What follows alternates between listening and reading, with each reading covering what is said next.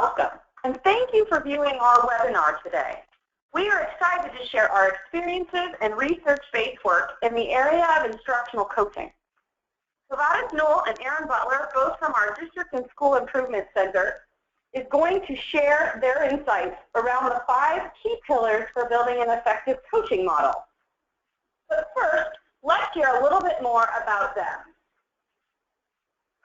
Good afternoon. My name is Kavadas Newell. I am a senior turnaround consultant where I serve as the team leader for our instructional coaches.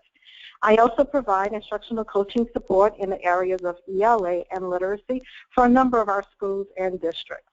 Prior to coming to AIR in 2010, I was the director of the Literacy Specialist Program at a university in Virginia, where I help to support pre-service teachers working toward their graduate degree in literacy. On the webinar with me is my colleague and friend, Aaron Butler. Thanks, Kavadas. Hello, my name is Aaron Butler. I too am a senior turnaround consultant with AIR. It's actually starting my 5th year. Prior to joining AIR, I was a math and science teacher for 10 years, and I also served as a turnaround principal where I led a high school turnaround effort that took a school from the lowest 5% scoring in the state to meeting and exceeding state averages in math, English, and science. And one of the key components to that work was our instructional coaching program that we really could not have achieved those results without. So now that you've learned a little bit about us, I'll turn it back over to Kavadas to share a little bit more about AIR and our 5 pillars for effective instructional coaching. AIR is a nonprofit organization that conducts behavioral and social science research, as well as deliver technical assistance. In our District and School Improvement Center, technical assistance is offered to districts and schools in a number of ways, one in which includes instructional coaching. This afternoon, we would like to share with you how instructional coaching can be used as an effective school improvement strategy. We will show you the 5 pillars that are necessary to support an effective coaching program, and we will share with you a data collection system that can be used to monitor the effectiveness of your coaching. So why instructional coaching? Research from Joyce and Showers shows us the impact of different types of professional development. We note that the traditional professional development model yields very minimal impact. Some research suggests as low as only 10% in implementation. Those of us that have been on the phone can recall, that have been in the classroom can recall a time in which we were in the classroom. We experienced a wonderful professional development opportunity, excited about a new strategy that we learned, eager to go back into our classrooms and implement it, only to find out that it had failed. For many of us, we did not try again because we were unsure of why that strategy did not work as successfully as it did when the presenter presented it during that professional development. Wouldn't it have been great to have a coach within the building, someone that could support us as we try that new learning out? The effects of coaching shows us that implementation is greater when we have a coach. Research studies, observational data, and case studies is pushing us toward instructional coaching as a more effective way of professional learning. As coaching increases in its use and researchers continue to measure the impact, we suspect that we will see more of a link between coaching and student achievement. So thinking back to that traditional professional development that we've all experienced and that did not go as successfully in implementation, what went wrong there? What we've now learned is that it did not have the elements of an effective professional learning. It was not ongoing. It happened just that one time. It was not embedded, and it was not differentiated. Effective learning has those characteristics. It is ongoing, it is embedded, and it's differentiating. That is what coaching allows for. So we want to share with you how the 5 pillars or elements of an effective coaching program to support you as you are thinking about your coaching program. They are a culture of development, structures for coaching, a focus on teaching and learning, levers for sustainability, and monitoring. Let's begin with a culture of development. An effective coaching program fits within a school or a district that has a culture of continuous improvement. The school, the district is focused on solutions, and all professional development opportunities, including coaching, align with that. Recently, I was in a school in Virginia during the pre-service week when a principal shared with her staff the 2015-2016 literacy goals for the school year. They included things like close reading strategies will be implemented for grades 3 through 5. In grades K to 2, concrete to abstract instructional methods will be used. She then shared the professional development calendar for the upcoming year and pointed out how all those professional development opportunities would align with her goals for literacy for that year. She instructed her staff that the instructional coach in the building would be coaching them toward meeting those goals. That's a culture of development. Second strategy, or second pillar, is that you must have a structure for coaching to be successful. So that begins with knowing the expectations for coaching. We want to make sure that all teachers know who will be coached. What is the criteria for coaching? At a large high school in Chicago that we support, the first year of coaching was for math and ELA teachers. So the principal was very clear as to which teachers would be coached. In addition, you want to make sure that you articulate or communicate to the staff how you will support coaching in the building. As the Cheshire Cat in one of my favorite classics reminds us, if you don't know where you're going, then any path will do. So we want to make sure that those structures are in place before. In addition to knowing expectations and which teachers would be coached, how the leadership would support the coaching, we want to be clear of the role and the responsibilities of coaches. Coaching activities can take on various forms. Traditionally, coaches work with individual teachers as well as with groups of teachers. Working with those individual teachers, coaches may be observing instruction, they're co-teaching, they may be co-planning. With a group of educators, that coach may be providing professional development or may be helping to sustain or guide a study group. A school in New York where we support, we had a new instructional coach who was tasked with leading a study group, a book study group. Our AIR content coach was able to support that new instructional coach as she facilitated that study group. The coach's role and responsibilities may differ depending upon your context and your situation. So as you can see at school in Missouri, these are the coaching roles and responsibilities that they have laid out and made clear. So coaches are responsible for providing feedback based upon the data. The coach is responsible for supporting that core curriculum implementation. The coach is also part of the school leadership team. So those roles and responsibilities are very clearly laid out for all to know. Part of having your structures for coaching is to make sure that you have an instructional coaching cycle. The instructional coaching cycle centers around your theory of change. So on the screen you will see a sample from one of the schools that we support.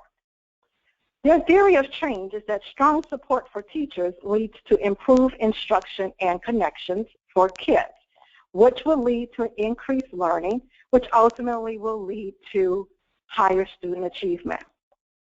With that theory of change in the center, the coaching cycle includes being knowledgeable of the teacher's professional growth plan. The coach then observes the teacher teaching, followed by a coaching conversation where the coach gives the teacher feedback, and the coach and the teacher collaboratively agree on the next steps. Those next steps come from the menu of coaching activities that may rest in the school. It includes maybe the coach coming to demonstrate a model, a strategy. Perhaps the coach and the teacher agreed to co-plan the next lesson or unit together. The coaching cycle is an important structure that you must have in an effective coaching program. The fourth pillar is a focus on teaching and learning. Focus on teaching and learning means that all the decisions regarding the shared work between the coach and the teacher are supported by evidence. That evidence may be observational data as well as quantitative data sets. School in Virginia, we had 5th grade students struggling with writing. So our content coach from AIR modeled a writing lesson for teachers, the administrators, the instructional coach, and our on-site coordinator. After the lesson, the coach was able to model, along with our on-site coordinator, a coaching conversation using the world's simplest feedback model. So later that afternoon, once the lesson ended, the coach, along with the on-site coordinator, modeled the world's simplest feedback. The on-site coordinator assumed the role of the coach, and the teacher, who was our AIR content coach, demonstrated this model for the administrators, the teacher, and the coach. It begins with the coach asking the teacher, "What did you do well?" Invites the teacher to reply. Then the coach follows up with the second question and says, "Here's what I think you did well." The power of this first half of the model is that it builds confidence, in that the teacher is hearing what was successful about her lesson. The third question in the model is, what would you do differently? This invites the teacher to become reflective, to think back on her lesson and think about what she may do differently. The fourth part of the model says, this is what I think you would do differently. The power of the second half of the model is that it builds confidence. The coach then invites the teacher for the follow-up step. So perhaps I think you can use a different strategy. I would love to come in and model that strategy for you. Or the coach may say, I have a wonderful resource that I would love to share with you. We train all of our instructional coaches to use this world's simplest feedback model for a number of reasons. Number one is that it provides the consistency that teachers like. Teachers know that a coaching conversation will include these 4 questions asked in this order. Secondly, it provides constructive feedback. That 4th question allows for the teacher to know concretely what it is suggested to change, to improve, and provides the resource or the support to do that. Our 5th pillar for an effective coaching program is levers for sustainability. We want to help you have a sustainable coaching program.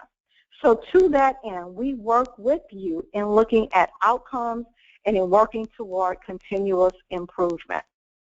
Later, Aaron will share with you a tool that we use with schools and districts to help them monitor the effectiveness of their coaching program. Part of the sustainability is to get buy-in from your teachers.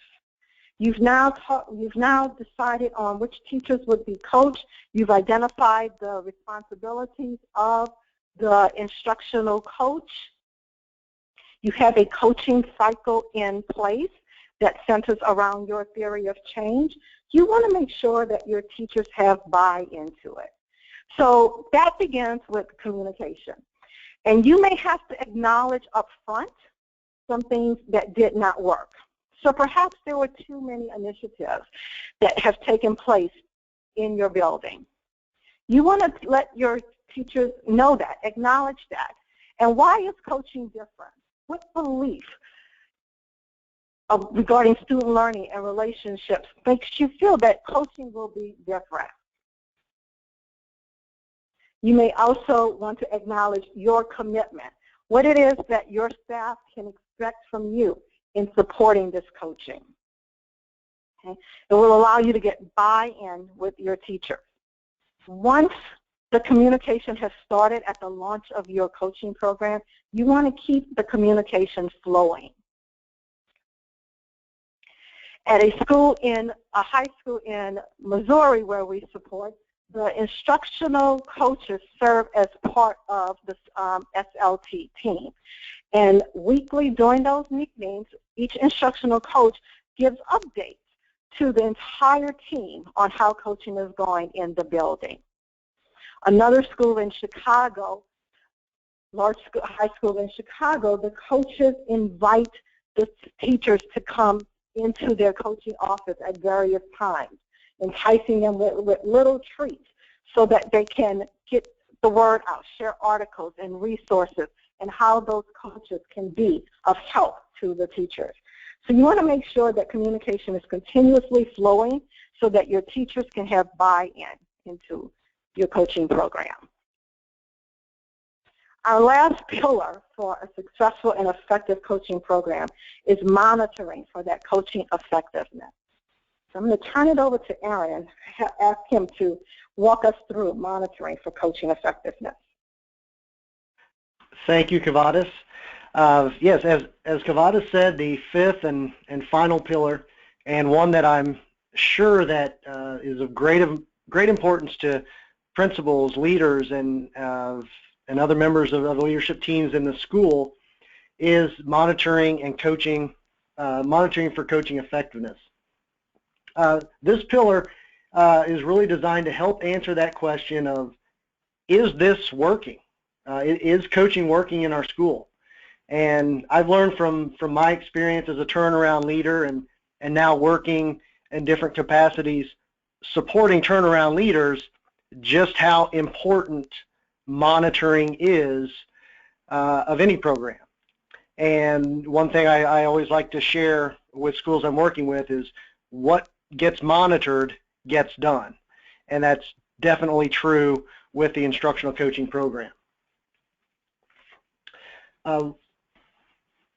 One way that schools can monitor their coaching effectiveness is through a program we call, or process we call, Teacher Development Dialogue. The TDD process was designed to address a key problem facing turnaround school leaders and coaches. And that's the problem of building the capacity of existing staff while also simultaneously trying to turn around a persistently struggling school. And the goal of the TDD, the teacher development process, is to ensure that every teacher in the school has a well-defined system of support that leads to measurable improvement each year. You might be asking, so how do I do this? As you can see in this slide, we've come up with this groundbreaking idea of using colors to tier, put teachers into tiers. And through this process, we propose just 3 simple steps to start teacher development dialogue in your school.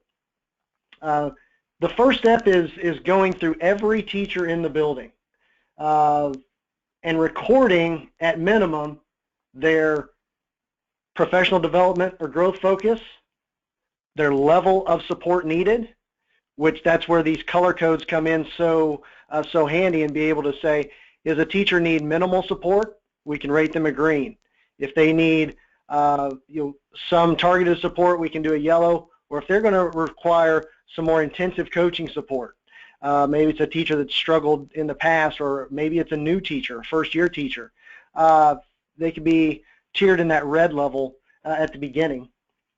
And also looking at what details of support will be included. Who's going to be providing it, and specifically what type of support the teacher is going to get. The second step is bringing your instructional leadership team or support team together on a monthly or quarterly basis to review progress of the program. And this would include asking such questions as, did each teacher receive the planned support?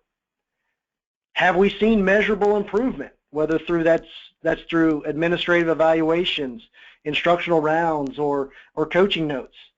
And what ongoing support does this teacher need? And the third step would be every week, including a focused check-in with administrators and coaches to discuss this interim progress and what support that teachers need. So just getting started with those three steps, and then I like to say rinse and repeat after that. The next slide will show you one tool that we've developed to help schools categorize and keep track of their teacher development dialogue. And as you can see with this, it's every line is a different teacher, and the school put together what the professional growth focus was, the type of support that teacher needed, and also what that support consists of. If you look in the first line, it's coaching visits 3 times weekly, administrative visits weekly, and that was a really high-need teacher example. So using a sheet like this or some other templates we have available, and these will all be available online after following the webinar, can really help keep your leadership team on track in monitoring the effectiveness of your coaching program. Some additional things to keep in mind when planning goals at the beginning, as you can see on our next slide, include using multiple sources of data. We don't recommend having teachers just set goals based off of what they feel or what the latest trend is, but really looking at a history of observation data, what their students are doing, and also getting input from that teacher and the instructional coach. Also, when setting goals in the initial part of the process, aligning those goals to the school improvement plan. Everything that all the teachers should be doing should be aligned to support the success of the overall school improvement plan. And also working to make goals really concise and measurable. Write them in SMART language. Makes it easier to keep track of as you progress through the year. And finally, it's of extreme importance for principals to require coaches to set and report their weekly schedule. Coaches' schedules should always be tied to those responsibilities that are outlined in their teacher development dialogue, in those meetings, and in the tool that you could use to track progress.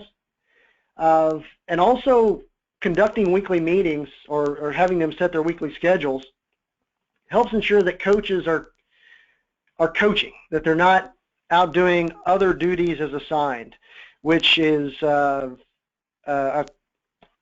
chronic problem or one that we see too often in schools struggling with. How do they work with, sometimes these are new positions, and how do they make them fit? One school that we worked with was really struggling in this area, and the coaches were being pulled in multiple directions, which was troublesome for multiple reasons, including teachers were not getting coaching, and the coaches were being overextended and taking on duties that weren't really aligned with coaching, and ultimately we pointed out that the school really was not receiving a very high return on their investment for their coaching program. and making it sustainable. In doing this, we really encourage for coaches to set those weekly schedules, and they met with the assistant principal each week to discuss their schedule, to discuss progress, to make sure that they were doing coaching duties, not being extended in other areas.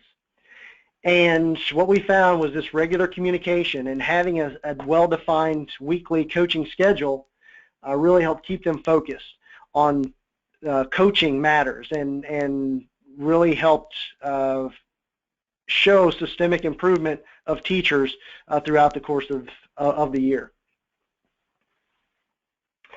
So with that, would like to turn it back over to Kavadas to finish up the webinar. Thank you, Aaron. So we would like to thank you for listening to this webinar. Just to share with you again what we've learned with these 5 pillars. 5 pillars for effective coaching program include a culture of development, a structure for coaching, focus on teaching and learning, levers for sustainability, and monitoring for your coaching effectiveness. If you have any questions or would like to contact us, please visit us at revisingschools.org and look for our next webinar October 1st at 2 p.m. The topic is Leadership Matters, Building Strong Leaders and Getting Results.